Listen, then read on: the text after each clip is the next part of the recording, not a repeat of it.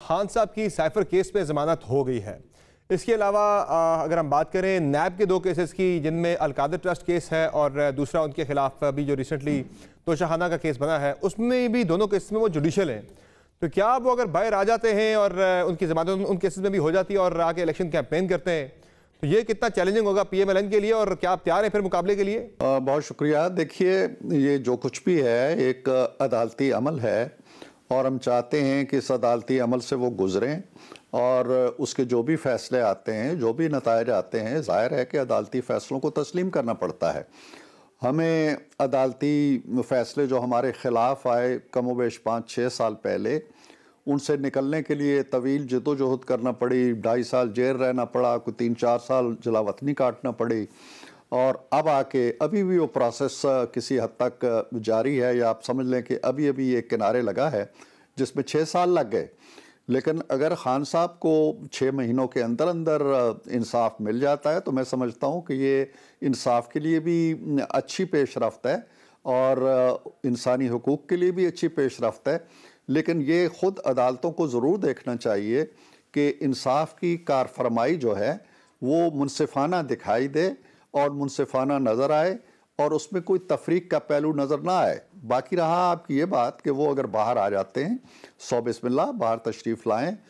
4 साल उन्होंने हुकूमत की है, अपोजिशन भी की है, उसके बाद 9 मई को भी बहुत कुछ किया है। इस सारा हिसाब दें, अपनी कौम को हिसाब दें, हम अपने 4-5 साल का हिसाब देंगे। साथ ही जरदारी साहब की हुकूमत जुड़ी हुई है, वो भी अपना हिसाब दें।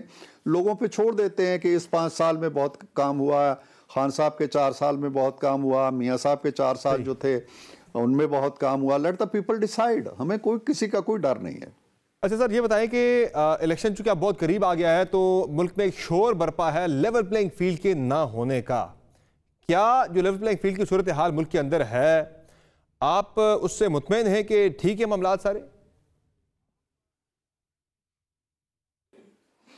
देखिए सर, एक चीज़ होती है उसका परसेप्शन बना देना, एक तासुर कायम कर देना। एक आध जमात हमारे यहाँ ऐसी है जो इस फ़न में बड़ी महारत रखती है और हक़ाइक़ कुछ भी हों वो अपनी मर्ज़ी के हक़ाइक़ तस्लीम कराने में बड़ी महारत रखती है। तो अगर वो ये तासुर दे रहे हैं जी कि लेवल प्लेइंग फील्ड नहीं है, तो इस तासुर के लिए उन्हें कुछ शवाहिद भी लाने चाहिए। दूसरी बात यह है, जो मैं अपने तौर पे कह रहा हूँ, मैं अपनी पार्टी के मौक़िफ़ की शायद तर्जमानी कर रहा हूँ या नहीं कर रहा हूँ, लेकिन मैं ज़ाती तौर पे हमेशा ये बात समझता हूँ, कहता हूँ कि 9 मई के बाद एक बड़ा फ़ैसला ये होना अभी बाकी है कि क्या जो जमात कोयटा से लेके चकदरा और मर्दान तक तमाम मिलिट्री इंस्टॉलेशन पे हमले करती है, कौमी सलामती के मराकज़ पे हमले करती है, शहीदों के मज़ारों पे हमले करती है, एक कंस्पायरेसी करती है, फ़ौज के अंदर बगावत उठाती है, जिसके नतीजे में 18 हमारे आला फ़ौजी अफसरान को निकाला जाता है फ़ौज में से, और उसका मुंतहा मकसूद ये होता है कि वक्त के आर्मी चीफ को। तो अगर ये सारी बातें करने वाले भी लेवल प्लेइंग फील्ड मांगते हैं तो शायद उन्हें ये इस्तेकाक पहुंचता हो, लेकिन मैं समझता हूं कि एक पार्टी या तो टीटीपी वाला रोल अदा करे, दहशतगर्दों वाला रोल अदा करे, और अगर वो रोल अदा करती है तो ये मुझे अजीब सा लगता है कि शाम को आप GHQ जलाएं, शाम को आप किसी कोर कमांडर हाउस पे हमला करें, शाम को आप कला बाला आसार पे हमला कश हों, और सुबह आप खड़े हो जाएं इलेक्शन कमीशन में कि जी हमें लेवल प्लेइंग फील्ड चाहिए। अभी तक तो सर किसी के ऊपर कोई केस भी साबित नहीं हुआ, अभी तक तो कन्विक्शन किसी की नहीं हुई। जाहिर है अभी तक जो है केस चल रहा है, अंडर ट्रायल केस है, सजाएं किसी को नहीं हुई। अभी तक केस चला ही नहीं है जी, अंडर ट्रायल भी नहीं है, अभी तक तो केस शुरू ही नहीं हुए। 9 मई के जो मामलात हैं, 9 मई के केसेस अभी शुरू होना है, उनका दफ्तर अभी खुलना है।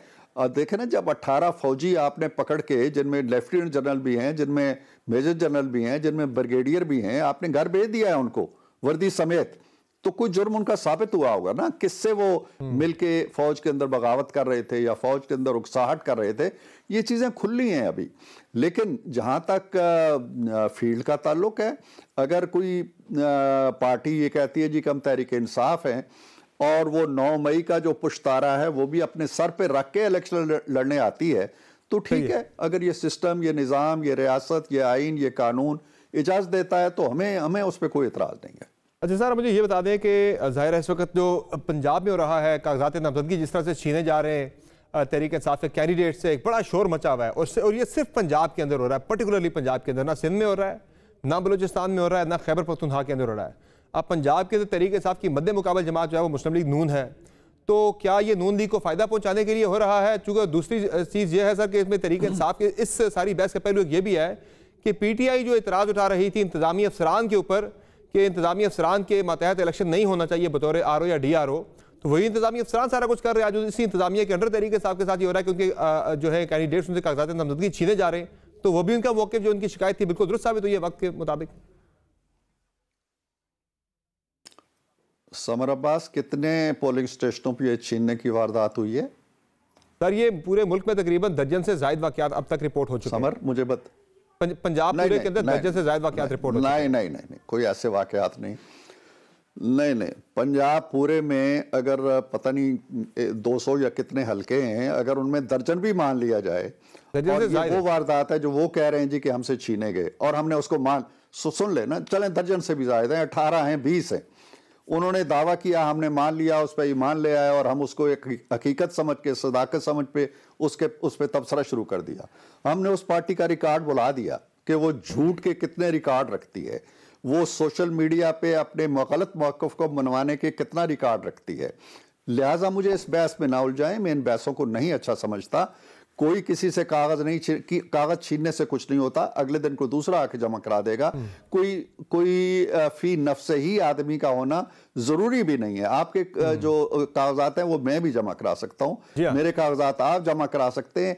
ये जो फजा एक बनाई जा रही है ना इलेक्शन से पहले, अगर मैं 2018 के इलेक्शन की तरफ चला जाऊं कि उस वक्त आप क्या कर रहे थे, उस वक्त कौन से इंतजामी अफसरान थे जो इलेक्शन करवा रहे थे, उस वक्त क्या RTS का क्या असर हो रहा था, रोना नहीं रोना चाहिए। आए मुकाबला करें, जिस तरह के हालात आपके हैं हमारे भी इस तरह के हालात रहे हैं, आए अवाम के सामने आए, अपनी परफॉर्मेंस बता दे, कहें कि 4 साल के अंदर जो इमरान खान साहब की हुकूमत है उसने ये काम किया है। मैं बता दूंगा कि यार 4 साल में हमने 13,000 मेगावाट बिजली बनाई है, हमने ब्रिजेस बनाए हैं, हमने मोटरवेज बनाई हैं, हमने कारखाने लगाए हैं, हम IMF से हमने निजात हासिल की है, हम फाटफ की वाइट लिस्ट में आए हैं, हम 62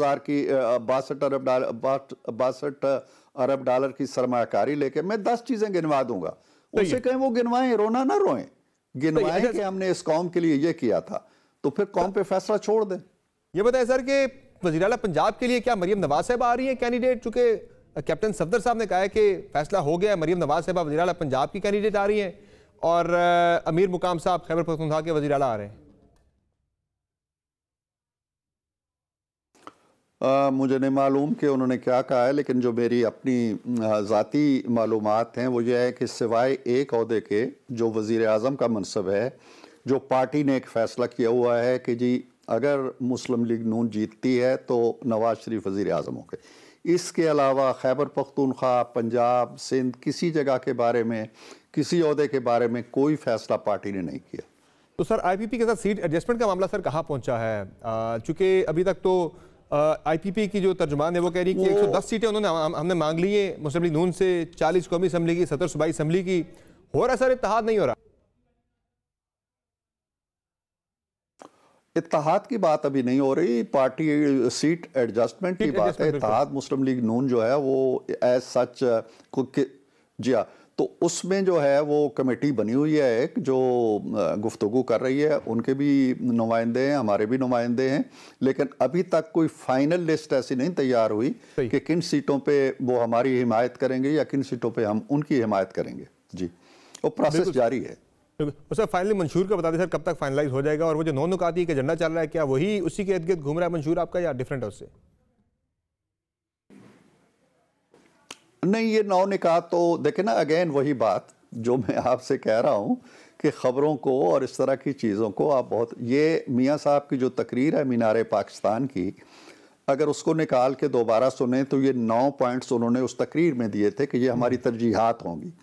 अब इतने अक्टूबर के बाद बीच में नवंबर गुजर गया, अब दिसंबर भी आधा गुजर गया, आखिरी हफ्ता जा रहा है, तो वो 9 निकात निकाल के जी ये 9 निकाती मंशूर आ गया। अब इसका हम क्या करें? आप कहेंगे जी ये डान में छपा है, ये फलां में छपा है, नहीं, ये तो वाइडली डिस्कस हो रहा है। You are the right person to respond on it कि भाई ऐसी कोई चीज है या नहीं है। मैं बता रहा हूं कि ये 9 निकात जो आ रहे हैं ये मंशूर में से नहीं निकाले गए, मंशूर अभी मुरतब हो रहा है। कल तक हमने सारी सिफारशात मुख्तलिफ जो हमारी कमेटियां थी 40 के करीब, उनकी मौसूल हो गई हैं।